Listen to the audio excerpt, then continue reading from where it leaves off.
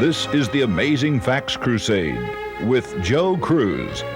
Today, Joe gives the Bible answers to some intriguing questions received from the crusade audience. Tonight we're going to answer the question that's come into our box. What do you think about the wearing of jewelry and makeup? Is this biblical? Now I'm going to take a little longer than usual to answer this question tonight because I realize that it might be a very sensitive question to some people.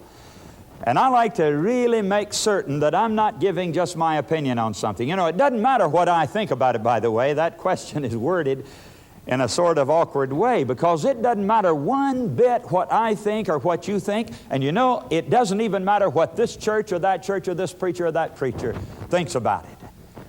The only thing that I'm concerned about tonight, friends, is what does God think about an issue? That's the important thing, isn't it? And of course, that's what we want to find out here tonight. We're going to look at it purely from that standpoint. Now listen, love is the greatest thing in the world. I think all of us realize that. Jesus gave those two great commandments, you remember? He said, love the Lord your God with all your heart, soul, and mind. Love your neighbors yourself. Love is a fulfilling of the law. Everything we do in this world, my friends, we ought to do it because we love the Lord.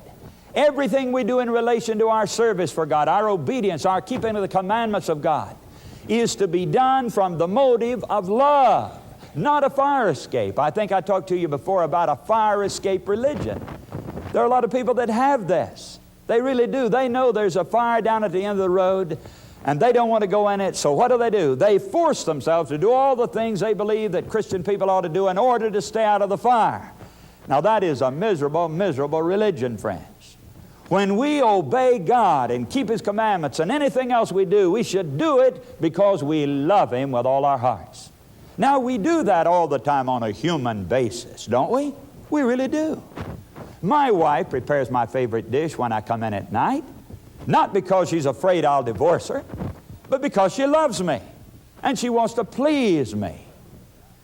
And when her birthday or anniversary is approaching, I will watch and listen carefully to see if I can detect what she'd like to have.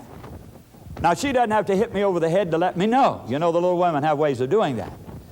But when I find out, friends, I will gladly get it for her because I love her, see? And in the same way, I love God. In fact, I love Him more than I love my wife. And I'm always looking through this book, the Bible, to find little hints and indications from God as to how to please Him.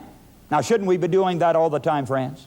We ought to be reading the Bible and searching the Scriptures and trying to find out how to please Him and what will make Him happy. In fact, there's a verse in the Bible. I'll quote it to you. It's out of the 20th century translation of the Bible, Ephesians 5 and verse 10. It says, always be trying to find out what best pleases the Lord. Isn't that a wonderful motto for a Christian?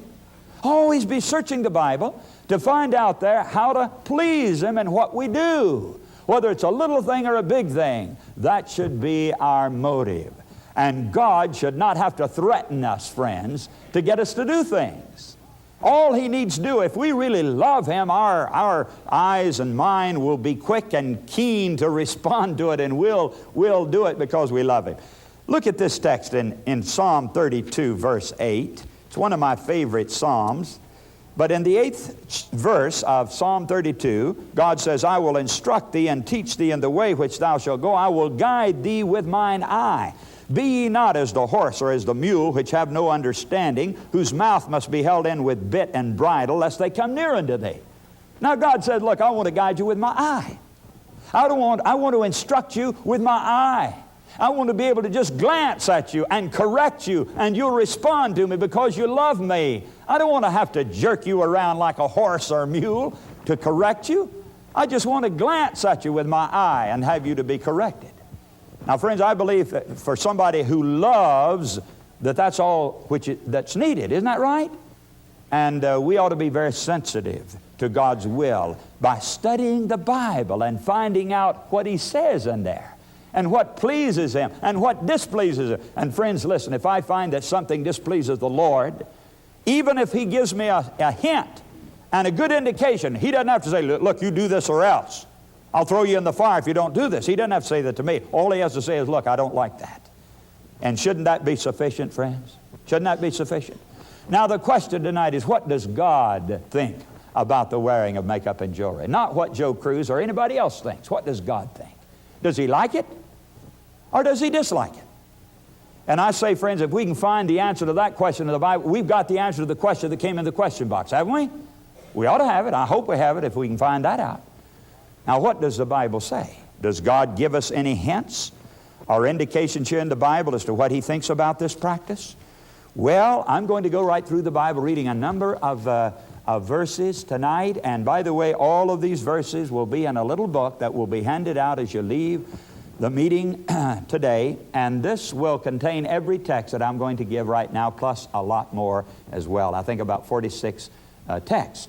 So if you don't get to write these down, you'll get them all as you leave. This will be given one to a family as you go out from the meeting today. But now, the first text I'd like to read is found in the first book of the Bible, Genesis chapter 35.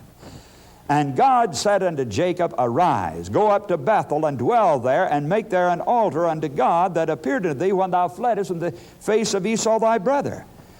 Then Jacob said unto his household and to all that were with him, Put away the strange gods that are among you, and be clean, and change your garments. And let us arise and go up to Bethel, and I will make there an altar unto God, who answered me in the day of my distress, and was with me in the way which I went. And they gave unto Jacob all the strange gods which were in their hand, and all their earrings which were in their ears, and Jacob hid them under the oak which was by Shechem. Now this Bethel is a place where Jacob was converted. Remember that? It's where he struggled with the angel and became a new man out there. And now he's taking his family back to that sacred spot and to build an altar there to worship God and to dedicate his family at that holy place. But before he went up there to take his family, they laid aside these things, the ornaments, and in fact they buried them there, it says. They got rid of the strange gods which were in their hand and the earrings which were in their ears. And then they went up to the altar of God after burying those things there and going to the altar. Now I gather, friends, that they had a good reason for this. We're going to find as we go on reading in the Bible, both Old and New Testament, that these things were marks of the heathen people, and that God did not approve of these things. All right, now this is what you're going to notice as we go along. When they went up to dedicate their lives, they laid aside those things, buried them, and then went up to the altar of God. You come on to the next chapter of the Bible in Exodus, and chapter 33. Exodus 33. Here the Israelites are headed toward the promised land. Verse 1, the Lord said to Moses, Depart and go up hence. Verse 2, And I will send an angel before thee, and I will drive out the Canaanite, the Amorite, the Hittite, the Perizzite, the Hivite, and the Jebusite, unto a land flowing with milk and honey. For I will not go up in the midst of thee, for thou art a stiff-necked people, lest I consume thee in the way. And when the people heard these evil tidings, they mourned, and no man did put on him his ornaments. For the Lord had said unto Moses, Say unto the children of Israel, Ye are a stiff-necked people. I will come up into the midst of thee in a moment, and consume thee. Therefore now put off thy ornaments from thee, that I may know what to do unto thee. And the children of Israel stripped themselves of their ornaments by the Mount Horeb. Now, friends, before they could go into the promised land, God made them take off their ornaments. You say, well, now, what does that have to do with us? You know, that's something happened way back in the Old Testament. It has no application today to the people living under the New Covenant here in the New Testament times. Well, friends, let's find out if it has anything to do with us. Please come to the New Testament now, 1 Corinthians 10, and the first few verses. And here we read something very interesting about the Israelites as they came up out of Egypt, referring back to that same time I read just now in the book of Exodus. It talks here about how they went through the Red Sea, and they came in verse 7. It says, in verse 6 rather, Now these things were our examples.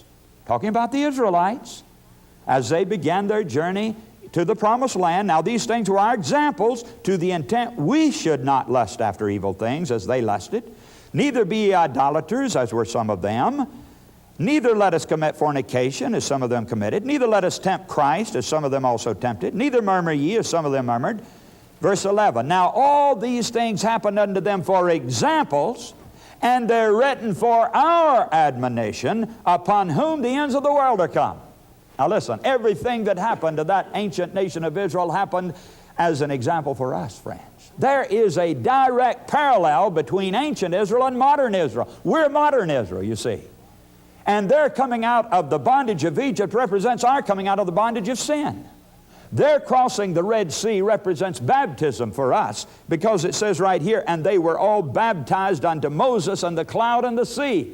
So that represents baptism for us. Their going through the wilderness represents our going through this old dark world of sin. And their coming into Canaan represents our coming into the heavenly Canaan. See? Beautiful parallel.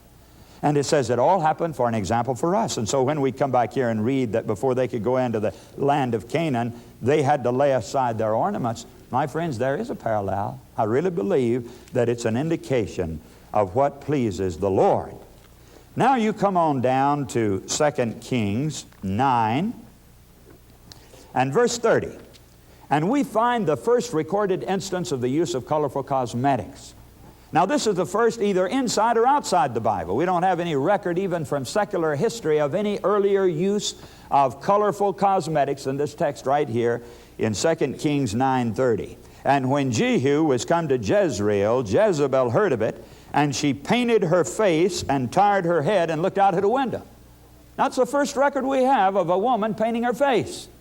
And it was Jezebel doing it. You know who Jezebel was? Not a very savory character, was she? She destroyed hundreds of God's prophets and was a very, very wicked woman, of course. And I know my dear old Baptist father used to say she's painted up like Jezebel. Have you heard that expression? This is where it came from, of course, because she apparently originated the practice, as far as we know, because it's the earliest known instance of it. Well, we can come on over into the many writings of the prophets. We come, for example, to Isaiah chapter 3, and notice a very interesting record here about the daughters of Zion. Verse 16 says, Moreover the Lord saith, Because the daughters of Zion are haughty, and walk with stretched forth necks and wanton eyes, walking and mincing as they go, and making a tinkling with their feet.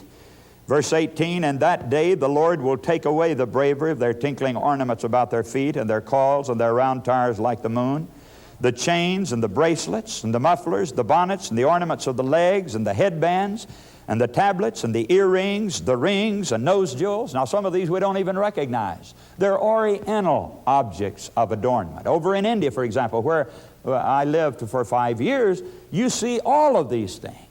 They have the nose jewels, of course, that are mentioned here, and the bangles and everything else covering their bodies.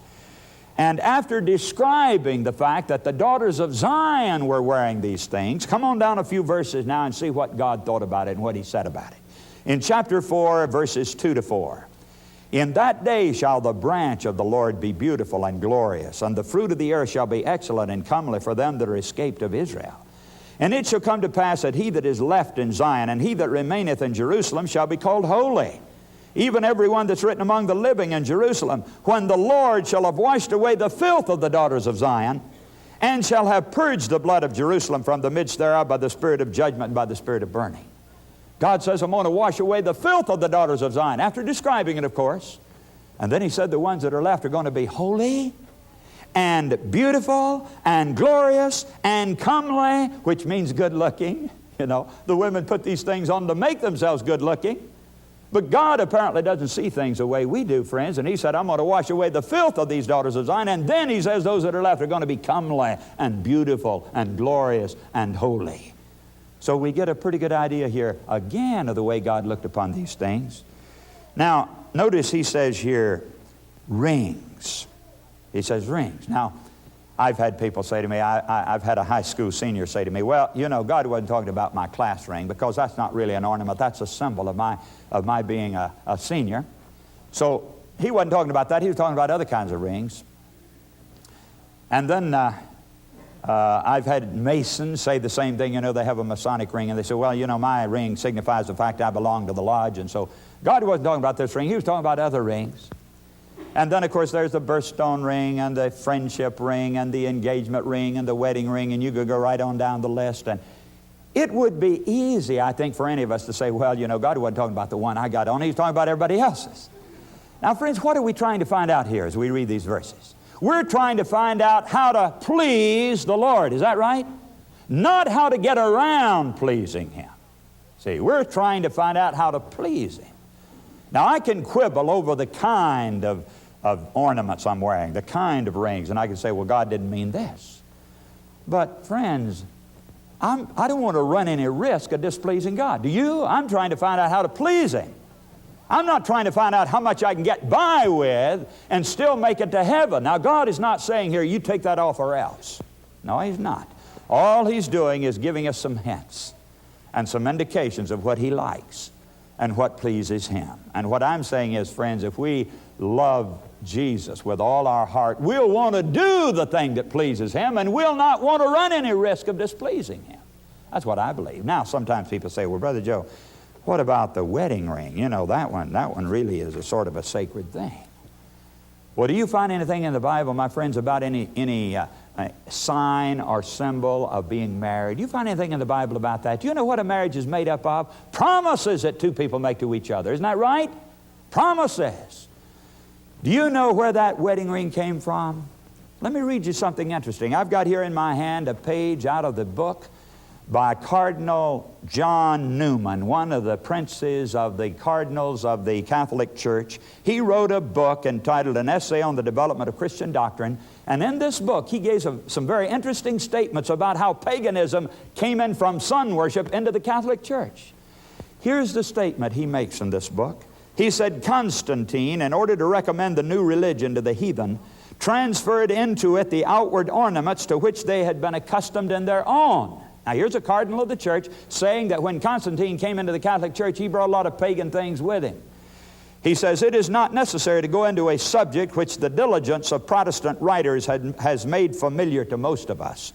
The use of temples, and these dedicated to particular saints, incense, candles, holy water, asylums, processions, the ring in marriage, turning to the east, images at a later date, are all of pagan origin and sanctified by their adoption into the church.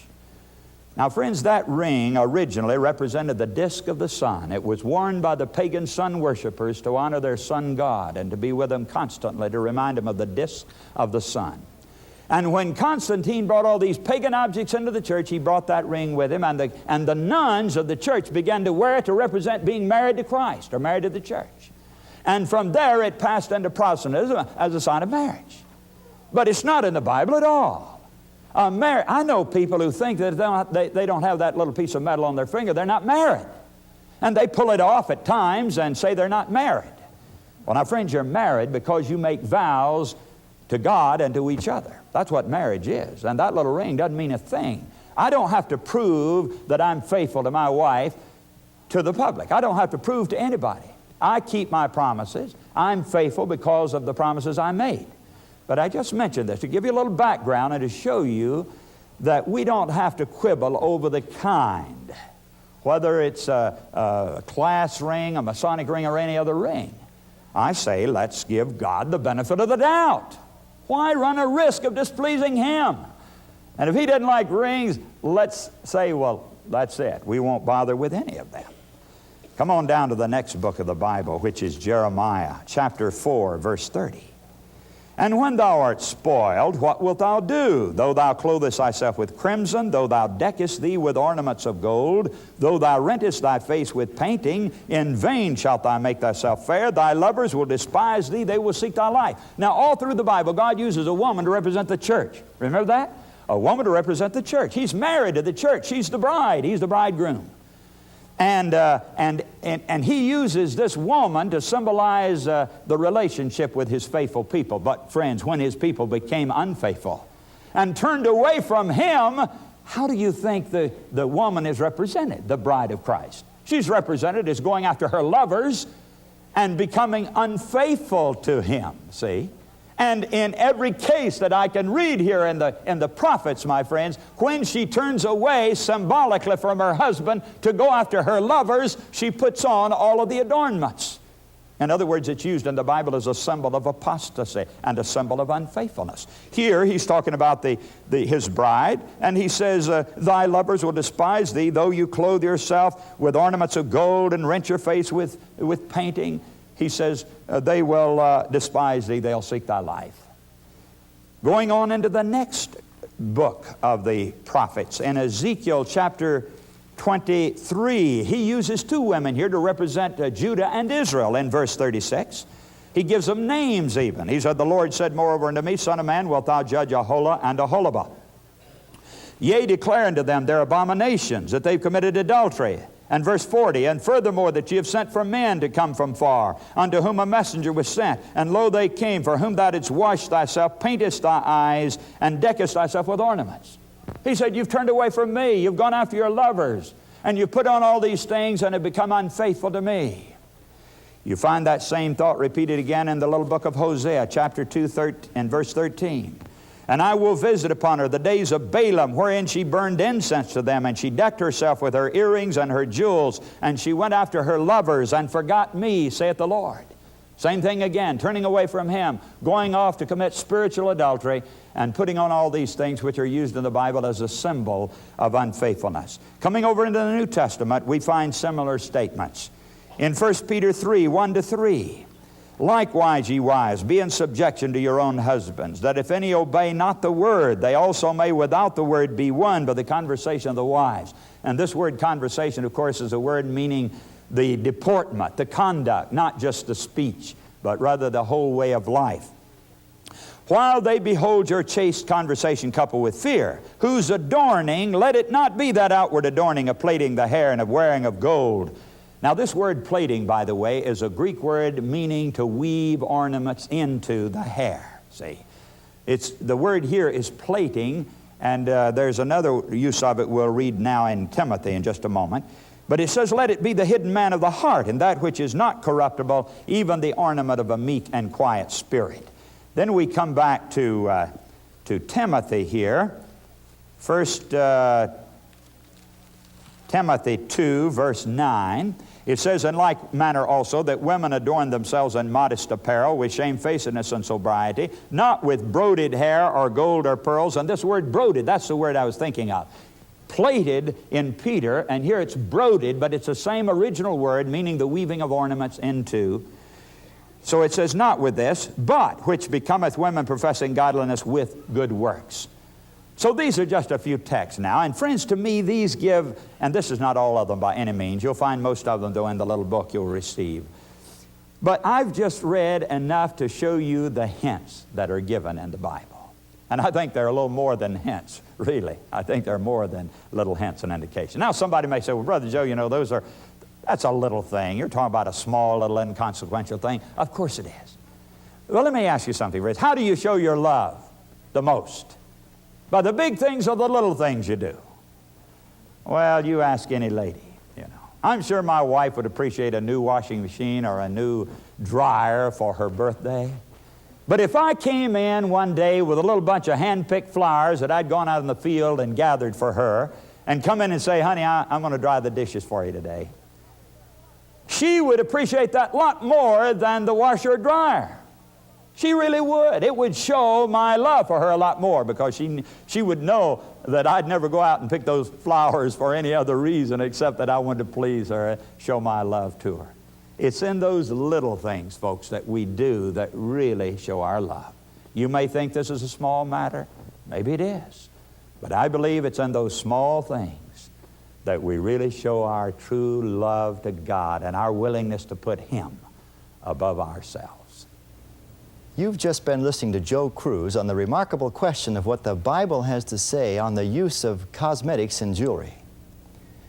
I'd like you to have Joe's little book on this topic, and in a minute I'll tell you how to get it. But first, here are the Amazing Facts singers with the song, This Could Be the Year When Jesus Comes.